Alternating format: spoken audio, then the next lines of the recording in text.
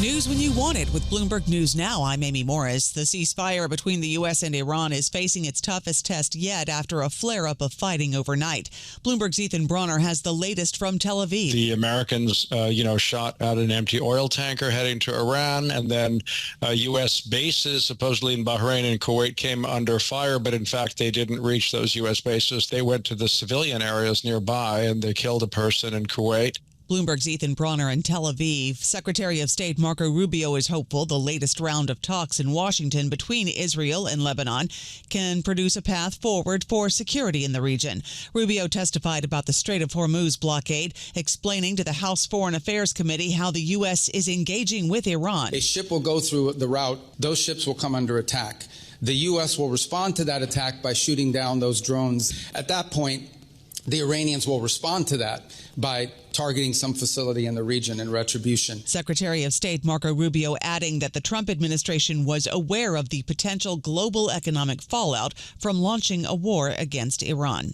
President Trump says he's still holding out for a deal, and he confirmed in a Pod Force One podcast interview that he called Israeli Prime Minister Benjamin Netanyahu crazy for ramping up attacks on Lebanon. Netanyahu says his relationship with the president has not shifted. So we have common goals. Sometimes we have, as in the best of families, you have these tactical disagreements. We always find a way to work them out, and we do so as great friends. We can disagree in the morning, and by the afternoon we have common action. Prime Minister Benjamin Netanyahu was on CNBC. It is the biggest move yet to rebuild President Trump's tariff wall. The administration is proposing new tariffs of at least 10% on at least 60 trading partners. That follows an investigation into how they handle goods allegedly produced through forced labor. Bloomberg Global Trade Editor Brendan Murray with more. The existing one that's currently 10% on most goods into the U.S. it expires in about 6 weeks. So we're seeing these 301 investigations kind of trickle out here. There's another one that's coming in the next week or two on industrial overcapacity, which mainly means China. Bloomberg's Brendan Murray reports China and 5 other countries would be subject to 12.5% tariffs. The 10% rate would apply to Canada, Mexico, the EU, the UK, and Taiwan, among dozens of others. Stocks are declining as the U.S.-Iran clash drives oil higher. We check markets for you all day long here at Bloomberg. The S&P 500 down 0.7%, NASDAQ down 1%, the Dow down 0.9%. The 10-year Treasury yield at 4.5%, the 2-year yield at 4.09%. WTI now near $96 a barrel, and Brent crude is closer to $98 a barrel.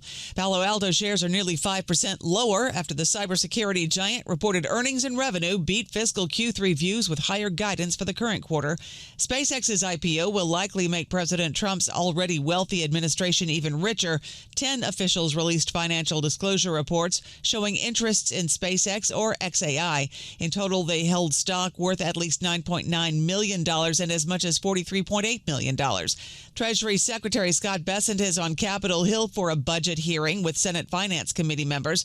It got off to a personal start in his opening statement. Senator Wyden has mendaciously slandered the Treasury building in an attempt to cover up his son having an investment meeting with Jeffrey Epstein. Democratic Senator Ron Wyden responded to that. Nobody is interested in the ramblings of a capo in the most corrupt regime in American history. We want to get some facts about this deal. That's what we're here for. Senator Wyden accused Bessent of dodging questions about Treasury's involvement in a $1.8 billion, quote, anti-weaponization fund.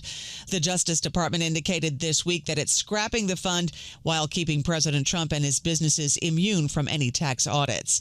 A proposal to streamline the Federal Reserve operations raised alarms over whether the institution would undermine the autonomy of its 12 regional banks. The initiative, led by Fed Governor Christopher Waller, aims to centralize certain back-office functions like human resources and IT at individual reserve banks rather than duplicate them across the Fed's regional outposts. Bridgewater Associates founder Ray Dalio says the debt burden is overwhelming. We're past the point of no return, meaning when debt service payments squeeze out spending, like plaque in the circulatory squeezes out the flow of money, the flow of blood. It's the same kind of thing. Bridgewater Associates founder Ray Dalio spoke with Bloomberg's Danny Berger at the Forbes Iconoclast Summit in New York City.